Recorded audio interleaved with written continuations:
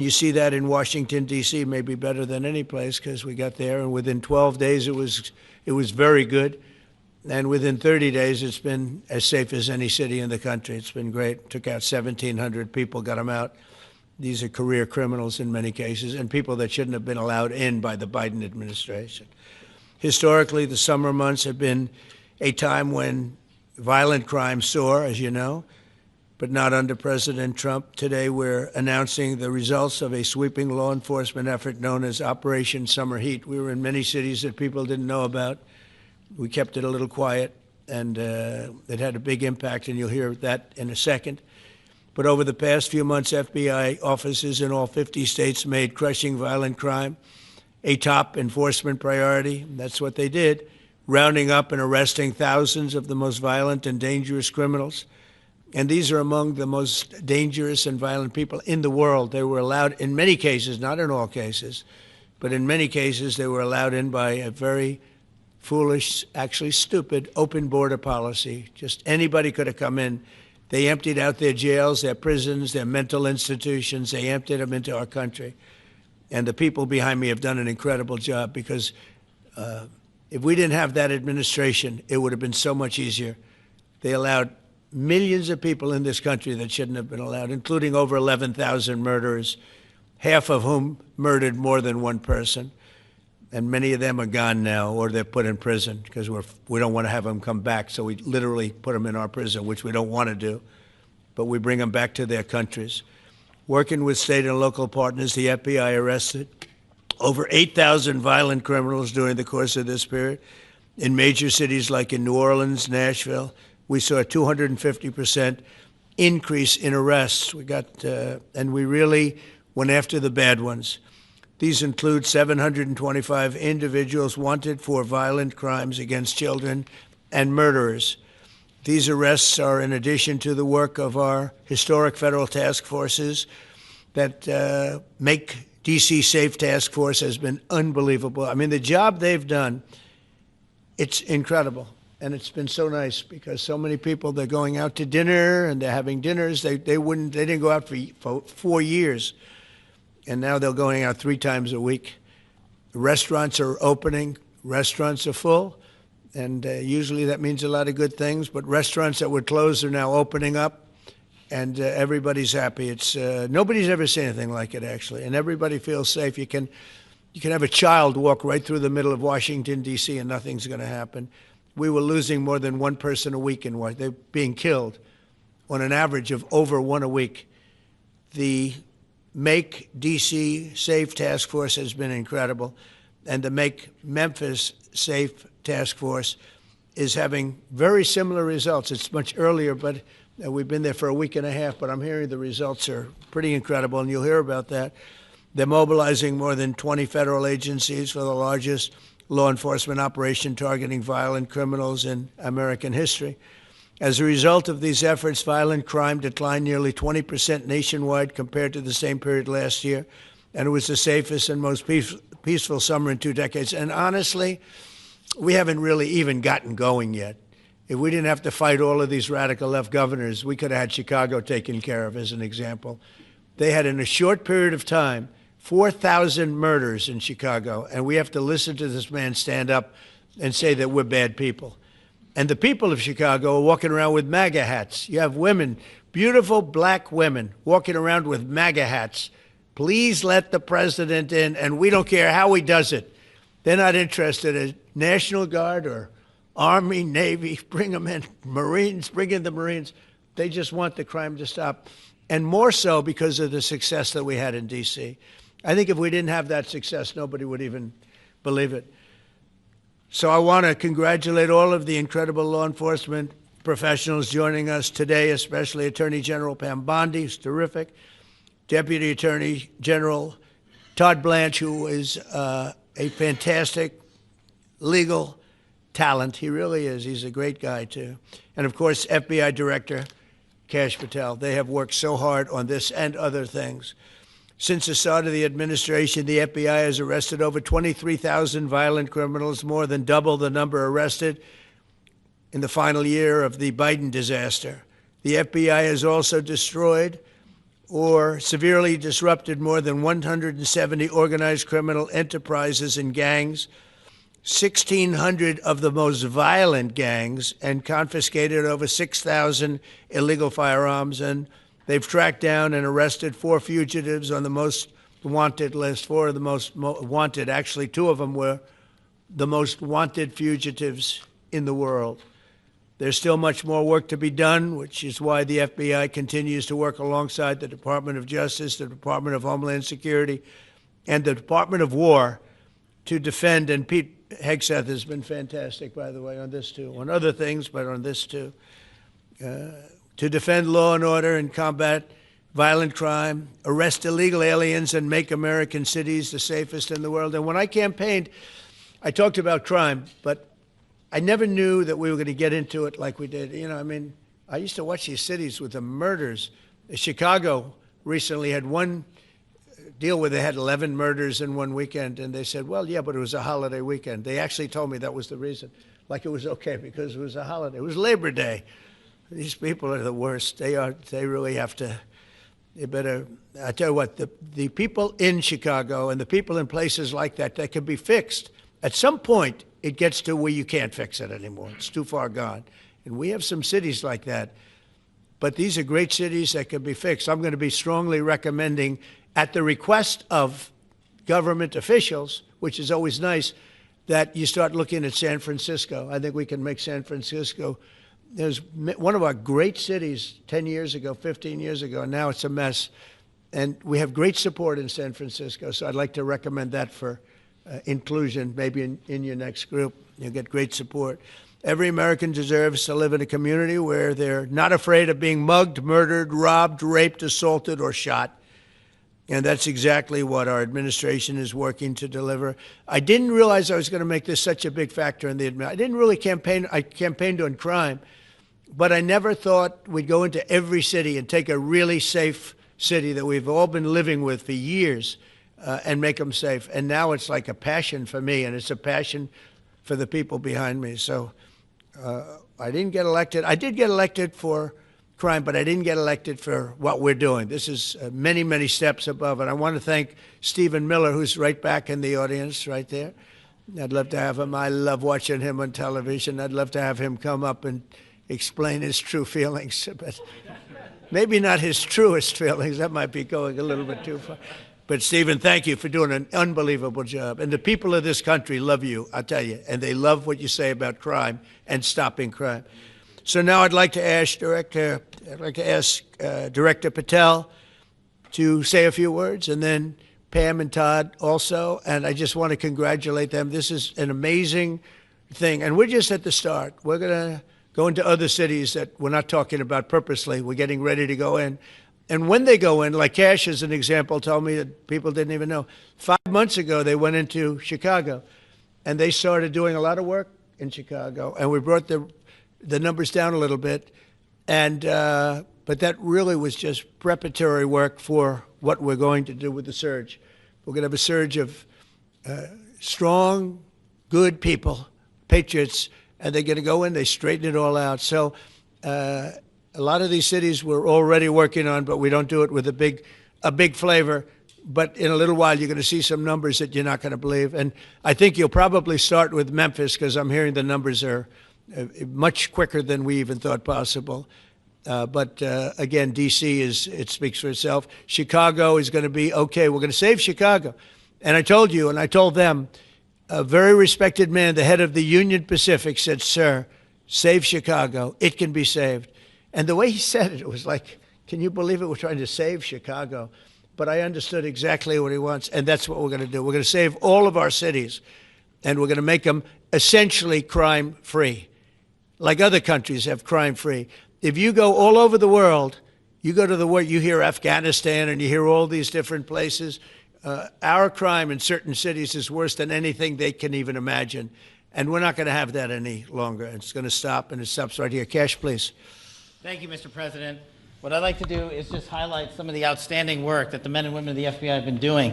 And thanks to your brave leadership and the mandate you were given by the American people to not only defend the homeland but crush violent crime, you tasked us with our great partners at the Department of Justice and the Attorney General and the Deputy Attorney General to start making arrests and bring prosecutions and safeguard our cities.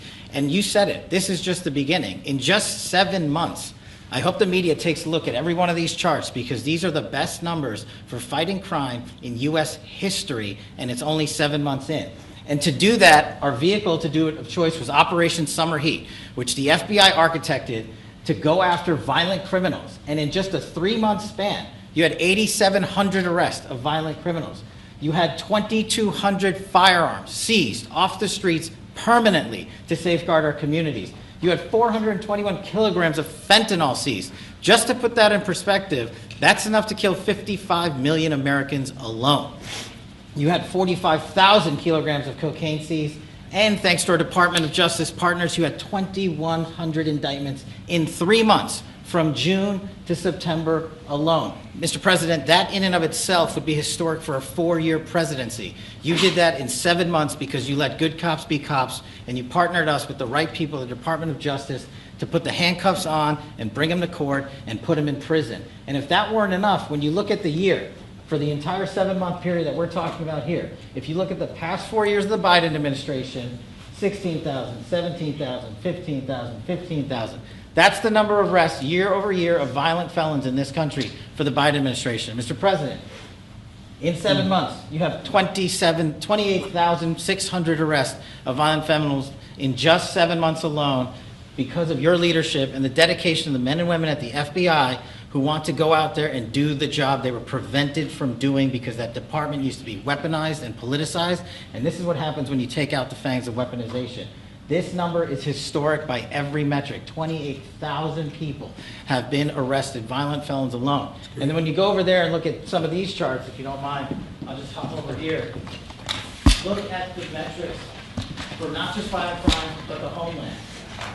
Mr. President, during your administration, the FBI has found and located 5,400 children.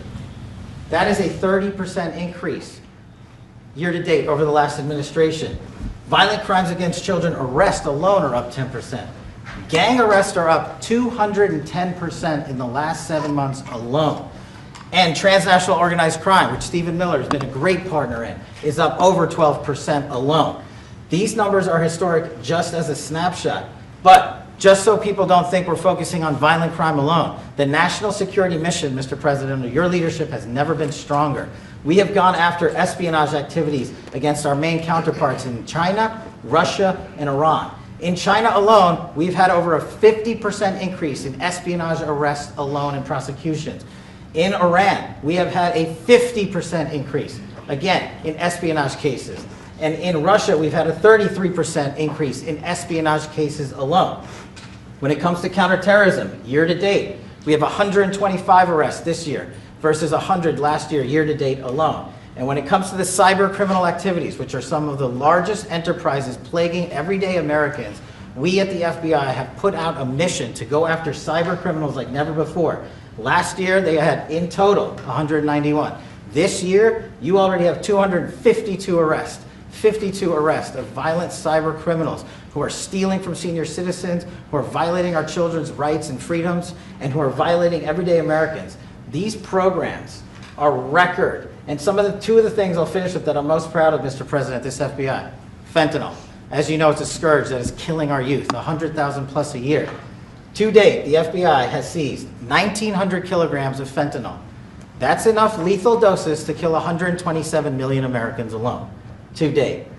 And if that weren't enough, Mr. President, you said we have to go after the worst of the worst. And you empowered our Department of Justice, our Attorney General, Deputy Attorney General, and the Deputy Director at the FBI, led the charge, not just on Summer Heat, but he also led the charge in the FBI's 10 most wanted fugitives. These people have been on the run for years.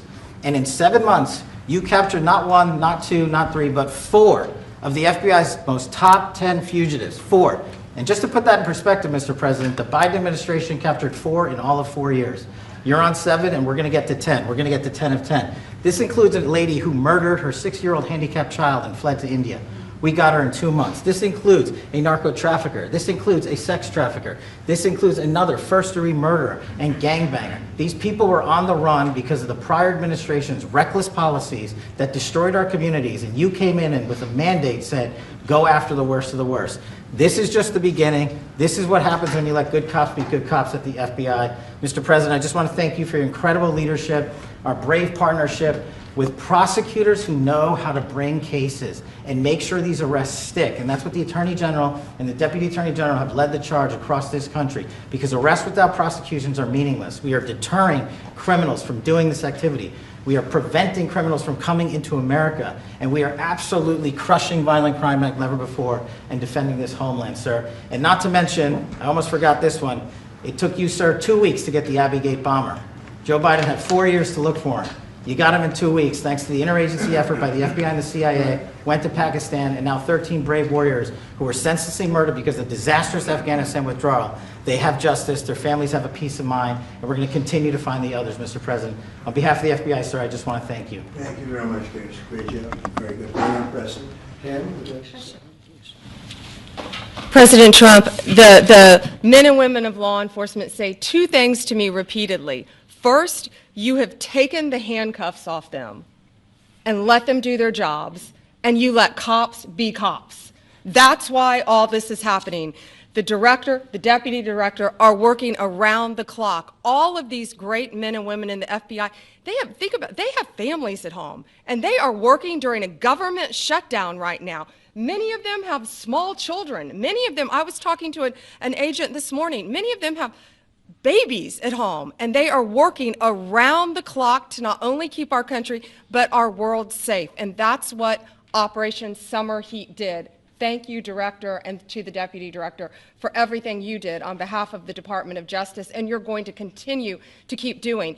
And they set the stage for what we're doing in Memphis. You're going to hear a lot more about that, our joint task force next week, but they set the stage for Memphis. And last night alone in Memphis, there were almost 70 arrests, there were 12 guns seized, and there was a 70-year-old man arrested as a result of our operation in Memphis who raped a child under the age of 3. That one case makes everything we're doing worthwhile. So thank you all for being here on behalf of both of us. Thank you, President Trump. Thank you. Todd, you want to say something? Sure. Thank you, Mr. President. So this is a great day, and I think there's stats that the director talked about which are important, but I want to give 2 examples of what Summer Heat has done that actually will apply hopefully to everybody in this room. The first is for over 4 years during the last administration, there was a hotel in a town, the middle of a town in Alaska, that was being run as a drug den. There were over 1,000 calls to 911 over a 4.5 year period. There were multiple violent crimes, drug dealers, overdoses, and murders at this one hotel, ruining a community. Summer Heat went in there, not only arrested all the participants that were controlling the hotel, but seized the hotel.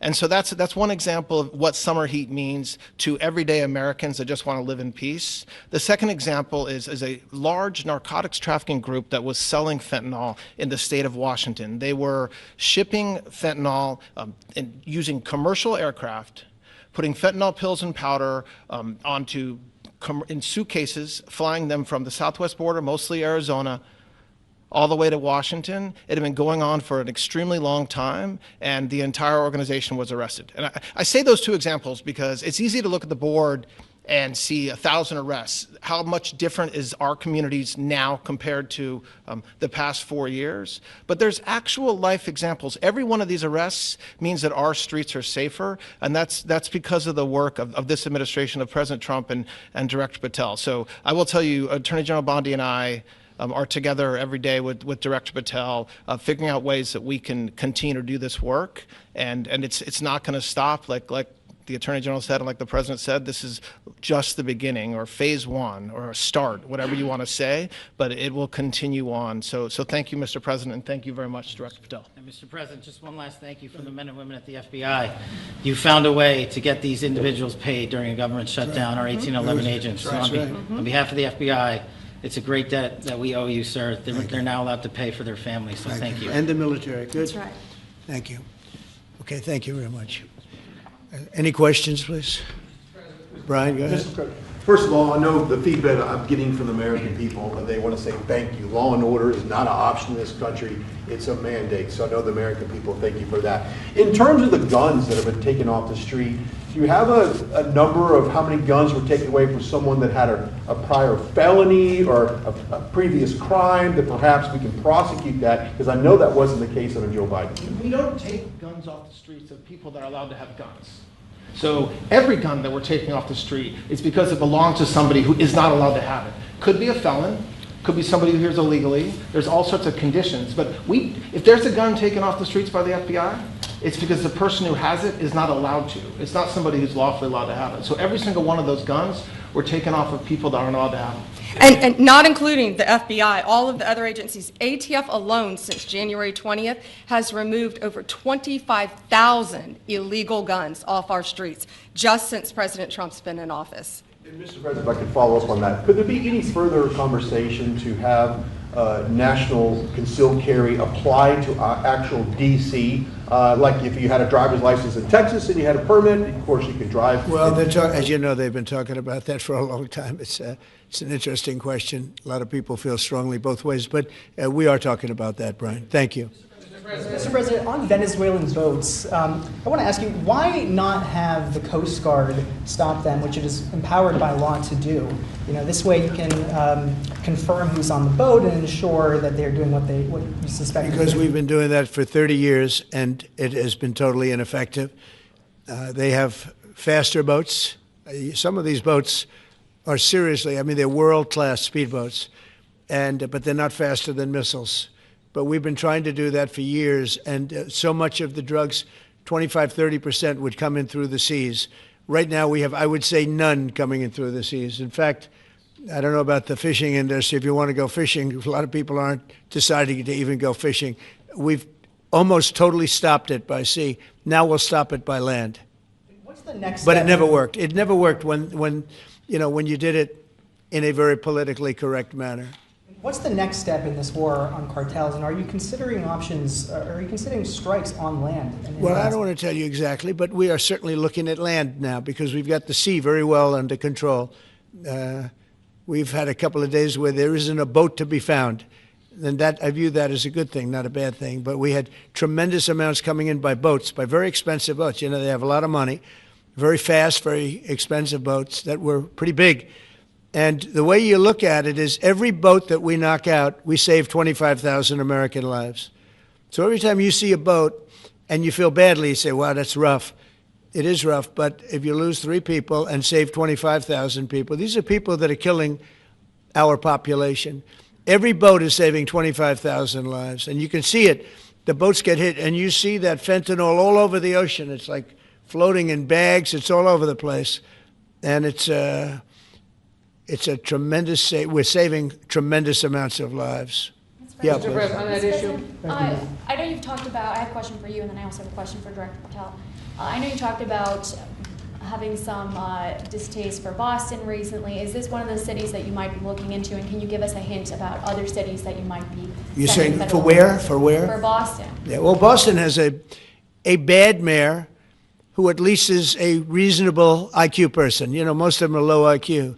But, and they're so bad. I mean, what's going on in Chicago is just, you'd think the guy would say, hey, look, we have a problem, Mr. President. Could you come in and straighten it out? We could have that done in a month if we had their cooperation. It's going to be done anyway, but we could have it done in a month. Yeah, Boston, she's got 4 areas that are, wrong. And, somebody said, would we think about taking the World Cup away from Boston if they don't straighten it out? And the answer is yes, we have the right to do that with FIFA.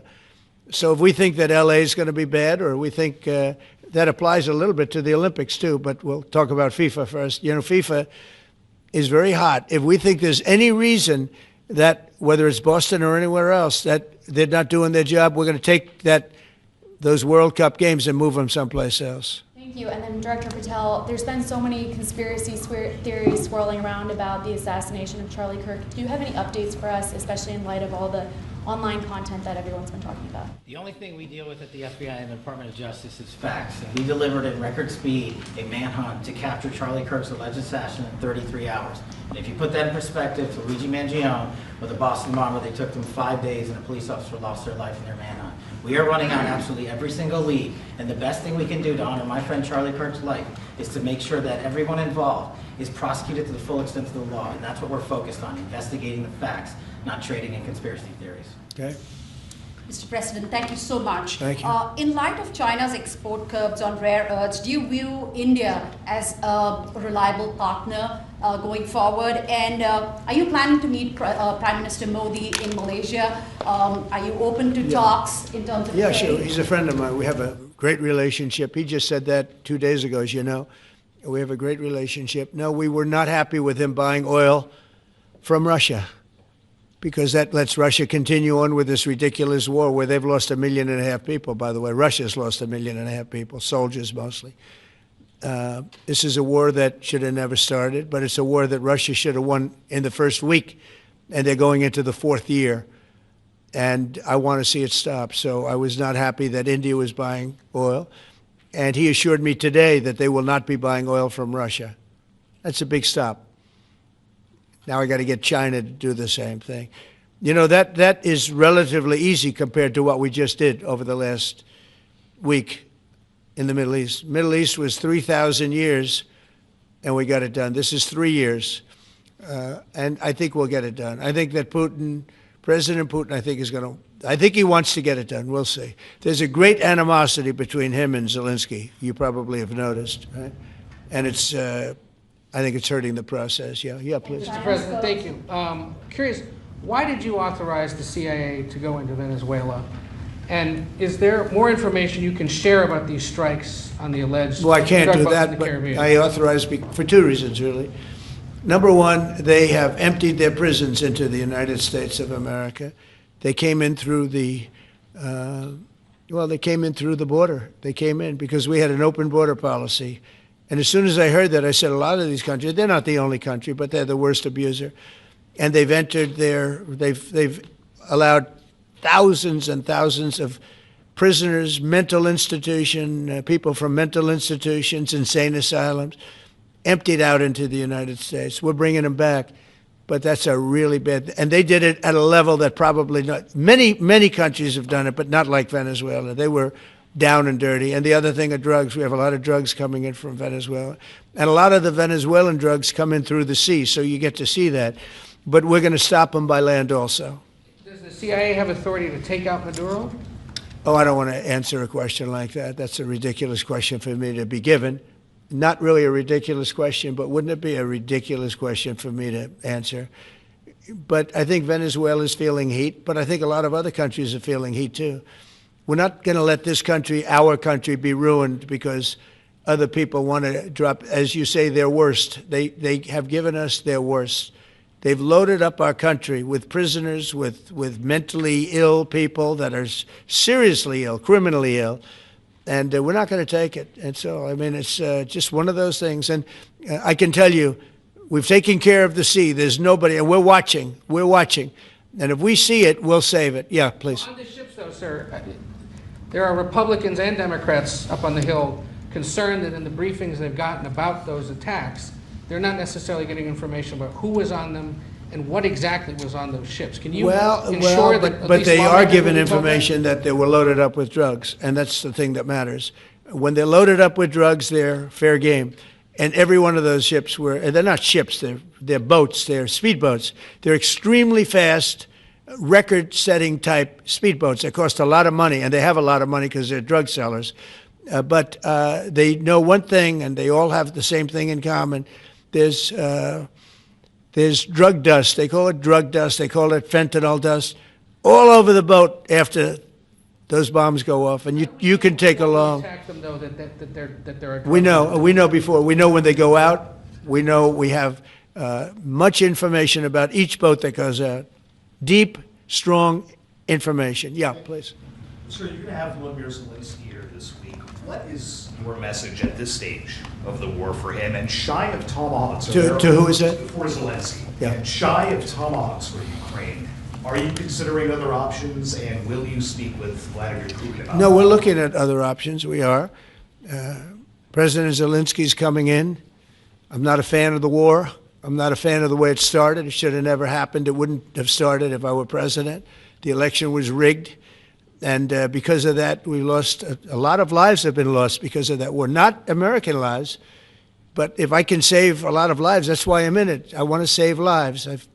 I've had 8 wars. The Prime Minister of Pakistan got up the other day, said so beautifully, says, you saved millions of lives. He told that to a group of people right in this office. He said the president saved millions of lives. And I think what he's referring to is the fact that that would have been with India nuclear war.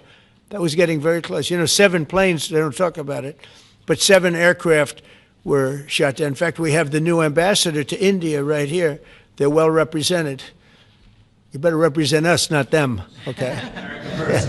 But Sergio's going to do a great job. He's going to do a great job. But no, we'll be talking about the war with him, and we'll be talking about, I mean, they want to go offensive.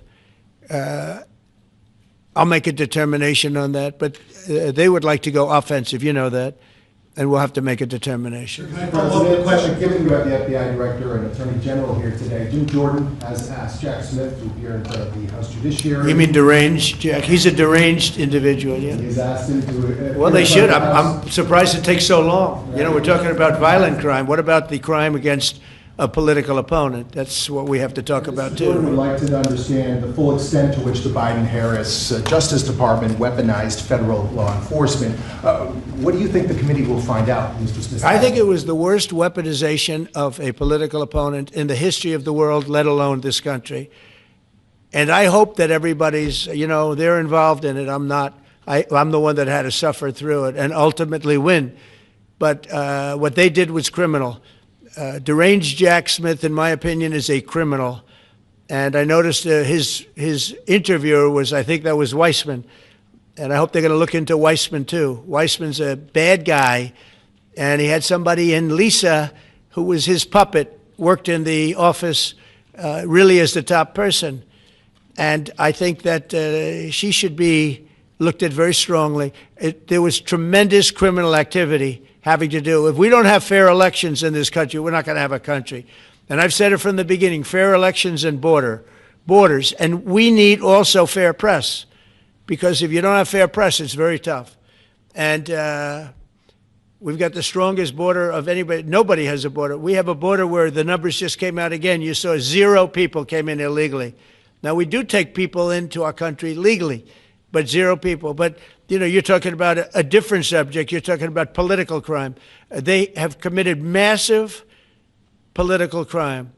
I hope they're looking at Shifty Schiff. I hope they're looking at all these people. And I'm allowed to find out. I'm allowed to, you know, I'm, in theory, the chief law enforcement officer.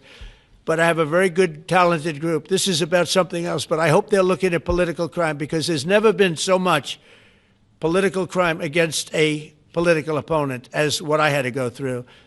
They raided my house in Florida. It was an illegal raid. I have a lawsuit that was doing very well. And when I became president, I said, I'm sort of suing myself. I don't know. How do you settle the lawsuit? I'll say, give me X dollars, right? And I don't know what to do with the lawsuit. It's a great lawsuit. And now I won. It sort of looks bad. I'm suing myself, right? So I don't know. But that was a lawsuit that was very strong, very powerful. They raided illegally my house in Florida, Mar-a-Lago. They went through the drawers of my young son. They went through all of the cabinets and drawers of the First Lady. She walked in, she said, wow, what happened? Because she's very meticulous, and this wasn't so meticulous. As she looked into the drawers and she saw everything a mess. What they did against a person that just got out of office. And then you look at these corrupt people. You look at Hunter Biden. You look at the signature. As an example, the Europen. I just signed so many different things. An admiral, a 4-star general. I'm signing them left and right, the commissions. And by the way, I want to compliment John Thune and also Mike, our great speaker. But John Thune, all of a sudden I'm getting these things by the hundreds. I was getting one every 2 weeks. It would have been 4 years before you got them in more. You would have had some that didn't even get in, all because of Democrat obstruction. So John Thune did a great job. I must have signed 200 into the administration. We're just about caught up. It's amazing. And so compliments to John. He had to do some things that were very tough to do that he didn't want to do, but he was forced to do it by the Democrats. And as far as the shutdown's concerned, this is a Democrat Schumer shutdown. And he's trying to do it to get relevance back into the party because he's a loser. I've known him all his life. He's always been sort of a loser, but an intelligent one. But I think he's losing IQ points with time. I think that happens. I hope it hasn't happened with me. I know if it did, you guys will let me know about it very quickly.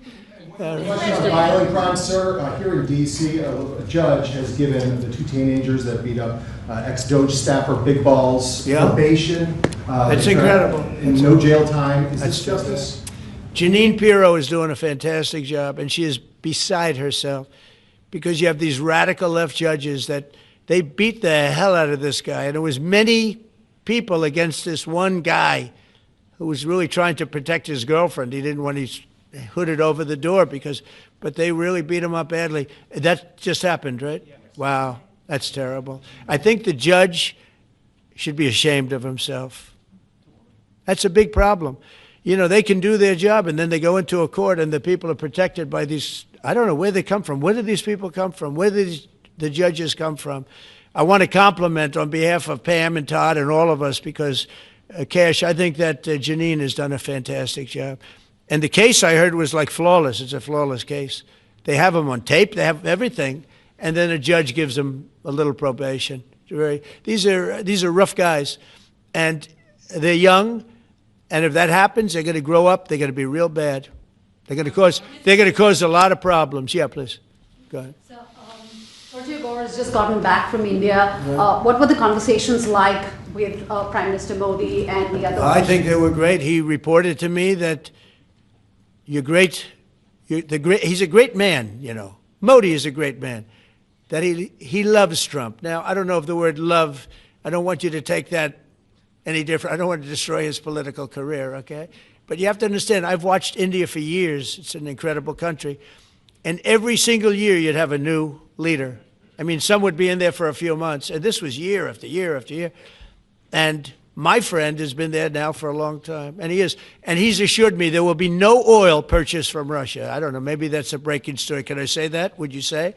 There will be no oil. He's not buying his oil from Russia. It started. You know, you can't do it immediately. It's a little bit of a process, but the process is going to be over with soon. And all we want from President Putin is stop this. Stop killing Ukrainians and stop killing Russians, because he's killing a lot of Russians. Again, it doesn't make him look good. It's a war that he should have won in 1 week, and he's now going into his 4th year. That does not make this big so-called war machine look good. But he could make a settlement. We're willing to settle. I thought we had a deal. The hatred of the two leaders is very, you know, it's an obstacle. It's an obstacle. There's no question about it. But I thought we had a deal 2 months ago. Who would think I created peace in the Middle East and can't get the two guys to settle? But I think we'll get them. But if India doesn't buy oil, it makes it much easier. And they're not going to buy it. They assured me they will. Within a short period of time, they will not be buying oil from Russia.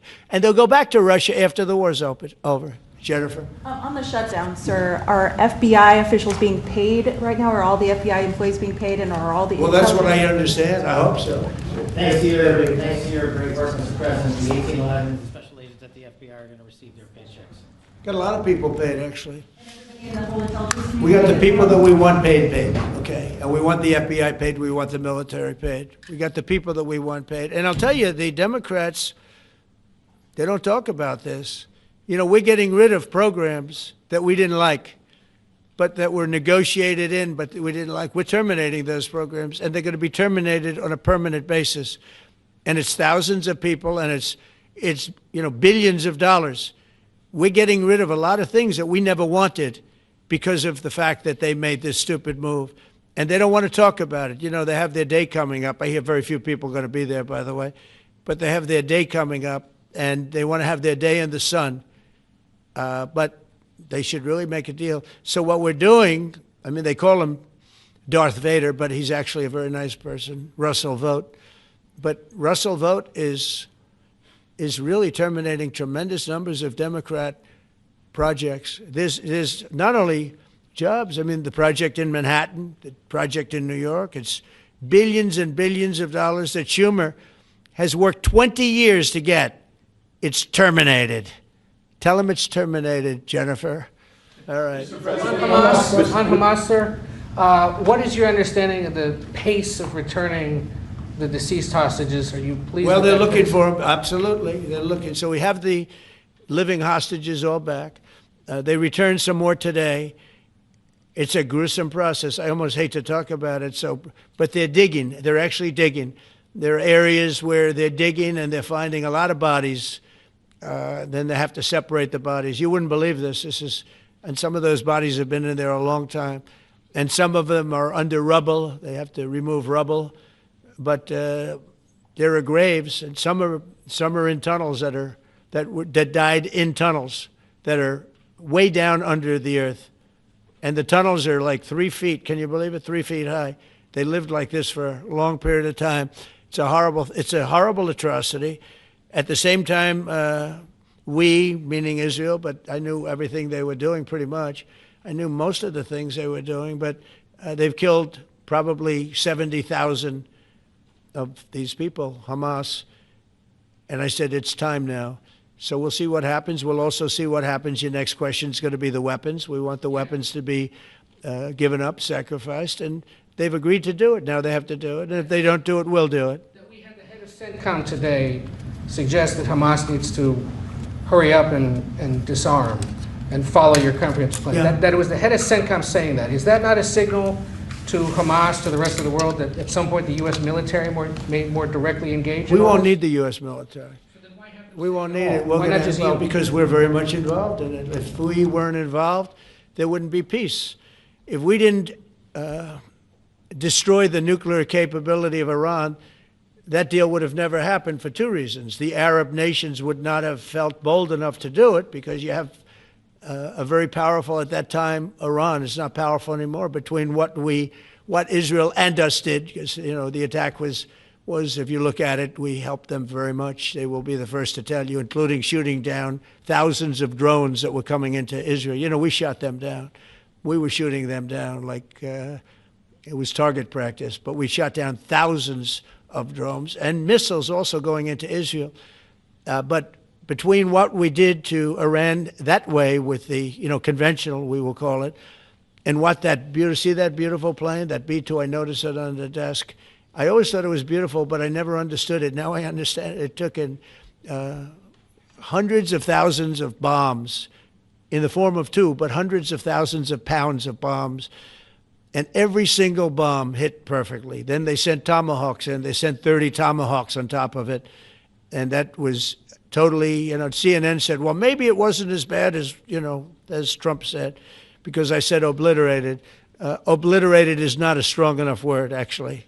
And you saw the Atomic Energy Commission came out and said the word obliteration is very, very, think of it. They came in under potential fire.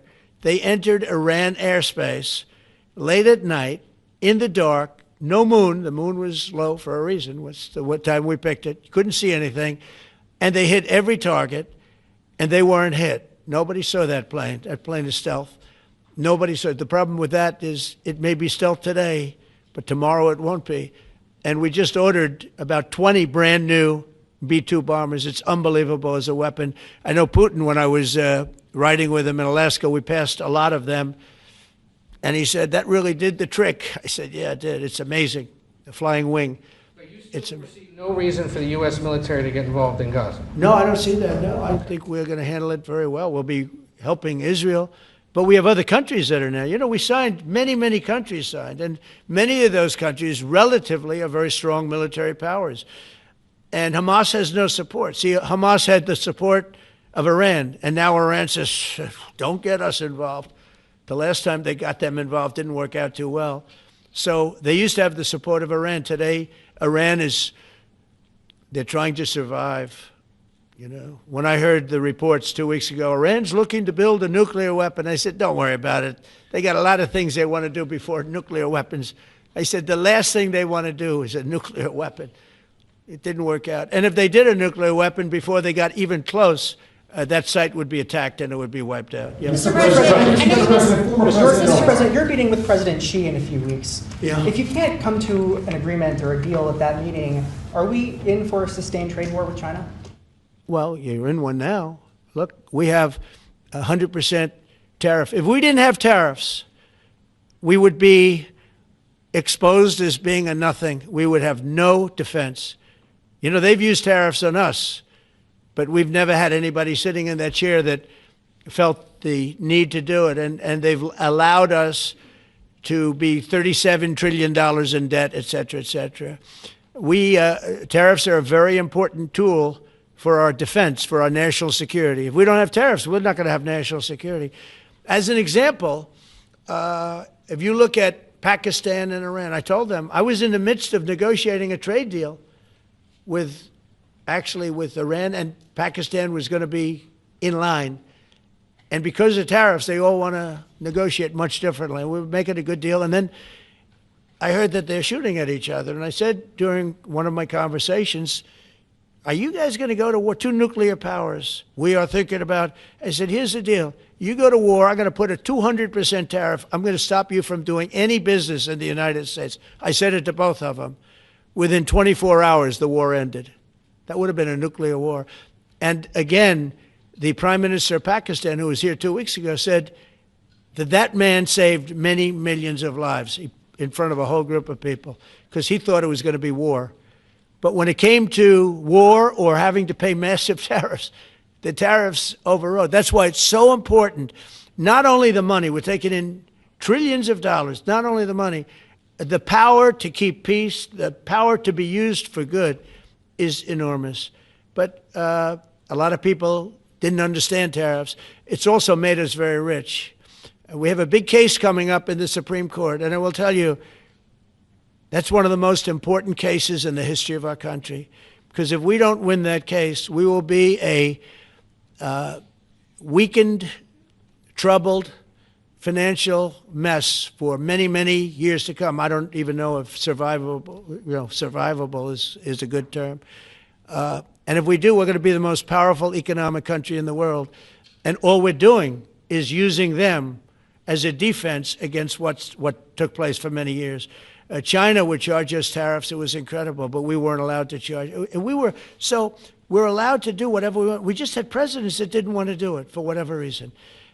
And it was nothing. But of the 8 wars, I was saying 7, of the 8 wars, I would say tariffs are directly responsible for me ending 6 of them, 5 or 6. Without the tariffs, you have wars raging all over the world. With the tariffs, other than Russia, we have no wars out there. And we've made a lot of good friends, too. Tariffs are so important to our national security. If we don't have tariffs, we don't have national security. Our country would suffer a level that, because they're used so strongly on us. As an example, the European Union, they won't take our cars, they won't take our agriculture, they won't take anything, but they send their cars in, Mercedes, BMW, Volkswagen, by the millions. We don't send any cars. They don't take them. They were tariffing us out. Agricultural products, they don't take our agriculture. They want their farmers to do it. I understand that. But it was very unfair, and they were tariffing our product. They're keeping out by using tariffs. And we didn't use them, but I used them. And now we made one of the great deals with your $650 billion they pay us. And we've evened it out. It's really a good thing to see. And you have to understand, they've all signed. Japan, South Korea. I mean, South Korea, $350 billion up front. Japan, $650 billion. And they've all agreed to it. They're all happy. But before, it was a total ripoff. And if we don't have the use of tariffs, we have no national security. This country will have no financial security, will not have national security. And the people that brought the lawsuit are people that are aligned with foreign nations that are now being treated fairly as opposed to just ripping us off and ripping us asunder. So, but if we are not allowed to use what other people use against us, there's no defense. It'll be a disaster for America. That's why I think I'm going to go to the Supreme Court to watch it. I've not done that. and I had some pretty big cases. I think it's one of the most important cases ever brought, because we will be defenseless against the world. Okay? You'll go to the tariff case? Did you have one? Yes, please. Thank you, Mr. President. I want to ask you about the Georgia Senate race. I know it's very early, but there's several Republicans in that field that are vying for your endorsement. A lot of good people in that field. Yes. I know all of them, actually. I haven't made a decision on that, but you have some very good people in the Georgia Senate race. Well, Governor Trump has endorsed. No, I know, the governor has, and he's spoken to me about it a lot. He likes that candidate a lot, and I understand that. I haven't made a decision yet. But I'm following that race very carefully. I think it's very important for Georgia to get a real senator, because the senator they have now is a horrible senator. He allows all the crime, all the borders. You have open borders. I mean, his whole philosophy is a disaster. That's not representative of the people of Georgia. I know the people of Georgia. I won Georgia 3 times, but they say twice. Okay, I won it very big the last time, and I won it big the first time, and I won it big the second time. But we had criminals that didn't allow. I mean, I hope they're going to go into that. I hope they go into the votes which are being stored in Fulton County and take a real look at those votes, okay? Because I won it the second time too.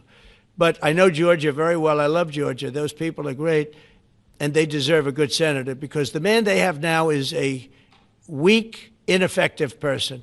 Okay. Mr.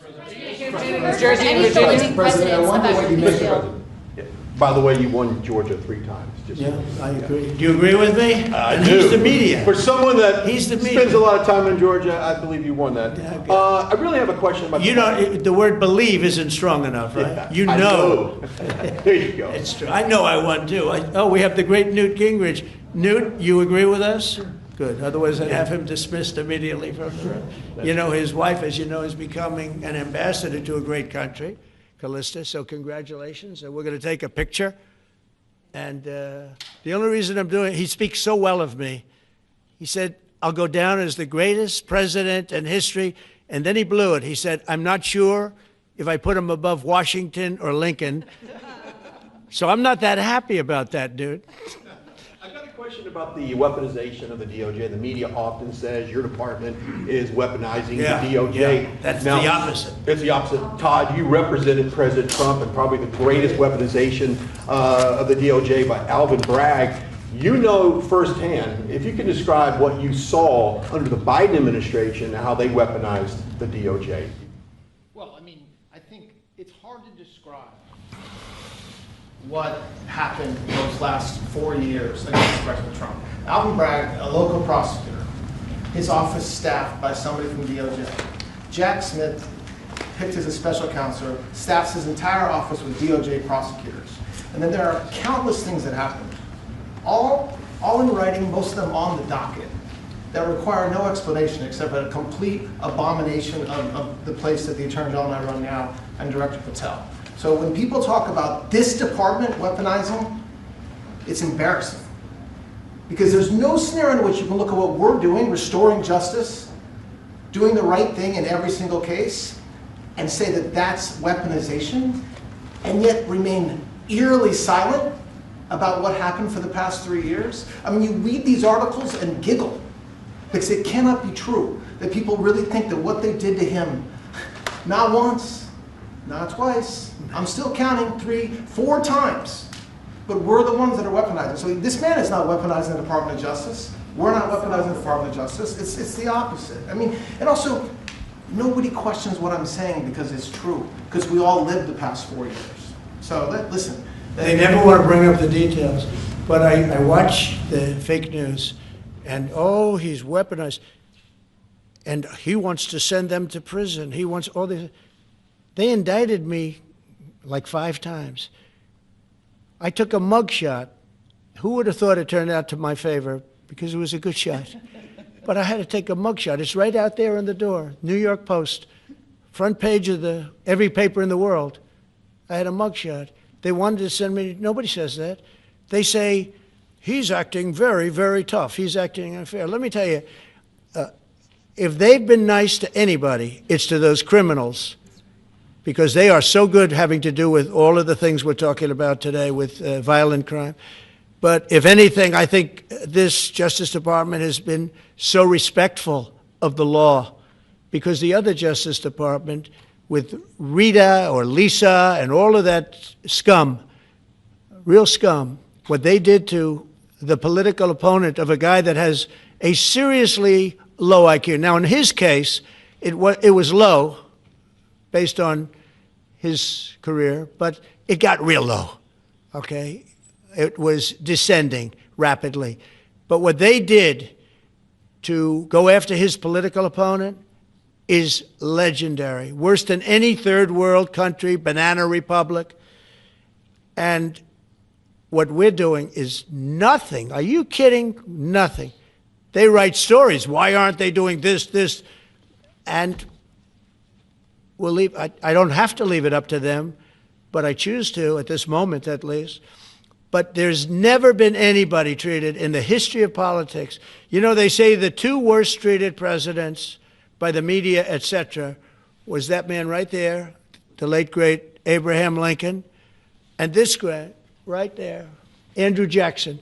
They say Andrew Jackson was treated terribly. They give him number 1 and number 2, but that was before I came along, Newt. I say I have number 1 times 10. Nobody's been treated like I've been treated. And I did a great job. You know, we had a great first term. And we had one of the most successful economies in history, et cetera. I rebuilt the military. We did a tremendous amount. The last part, we had a horrible thing called COVID, and we handled that well. We made ventilators for nations all over the world. I mean, we did a great job. Probably never get credit for it. Look at the therapeutics, the Regeneron, all the different things, the vaccines, all the things we did. We did a great job, but we had to focus on that. But we had the best economy in the history of our country. We're blowing it away right now. Look at the stock market. It hit another all-time high today. That's 48 days out of the few days that I've served. 48 days have already hit record highs. And we have, maybe most importantly, the number, we have now, I was saying 17, it's over $18 trillion is being poured into our country. It's because of the election and because of tariffs. Without the tariffs, you wouldn't have probably 18 cents. It's because of the tariffs, because there are no tariffs if they build in our country. And they understand that. So we have medical companies coming over. We have the AI. We're dominating China in AI. Everybody said that's impossible. We're dominating. I'm letting these massive plants build their own electric generating plants. They're becoming utilities in addition to everything. Maybe they'll make more money with that, who knows? But they're building their own electric because we have an old grid. You wouldn't be able to do that. And we're dominating China. We're dominating with AI, which seems to be the new big thing. That's the new internet. That's the new whatever. So we're very happy with the job we're doing. I'm very happy with the job they're doing. But when you tell me about attacking a political opponent, there's never been, and I'm a legitimate opponent. I watch my son. He's got the #1 best-selling book now. My son, Eric, is a wonderful kid. That guy spent so much time with subpoenas. He got more subpoenas than anybody in the history of our country. Think of it. And he's an innocent, good boy. He's a good kid. He's always been a good kid. All of my children are good. They went through hell. My children went through federal grand juries on a hoax. Think of it. You have Adam Schiff and Hillary Clinton and others make up a hoax and then wanting to so they know it's a hoax, and they go before the press, say Donald Trump Jr. will go to jail because of what he's done with Russia. I'll never forget, I get a call from my son Don, and he said, Dad, I'm being accused of something with Russia. I don't know anything about Russia. He didn't know anything about it. Think of it, how bad they are. They say he'll go to prison for the rest of his life. He knew nothing about it. On a hoax, the Russian hoax, Russia hoax, on a story that they made up. And they made it up in order to explain why Hillary Clinton lost an election that she lost by pretty good numbers. The second one, actually the second one was even better, but the third one, this one was too big to rig. It was just too big to rig. They would have rigged. They tried to rig it. But think of it. They want to send my children to jail, but they were after Don in particular. I'll never forget Adam Shifty Schiff, a total crooked guy, lying in Congress, making up a phone conversation that I have with you, totally made up. Then when he heard it was taped, He wanted to disappear. And Nancy Pelosi went crazy because they wanted to impeach me based on the conversation that was made up. When they heard the tape, everybody, you know, I won it unanimously in the Republican Party. I got every single vote, something that never happens, and I beat it. But think of it, they want to put my son in jail for something that they made up. So they know they made it up. And they say he will serve the rest of his life in prison. These are sick, bad people. And don't tell me about us going after them. If anything, we've been very, very soft. I wouldn't be that soft, I'll tell you that. Thank you very much, everybody. Thanks, guys. Thank you. Thanks, guys. Thank you very much. Thanks, guys. Let's go. Let's go. Thank you, guys. Thank you, guys. Let's keep it going. Thank you. Thanks, guys. Take a look, location. Thank you, guys. It's going to be a beautiful day. Thanks, guys. Let's go. Pack up. Let's go. Thanks, guys. Keep going. Keep going. Keep going.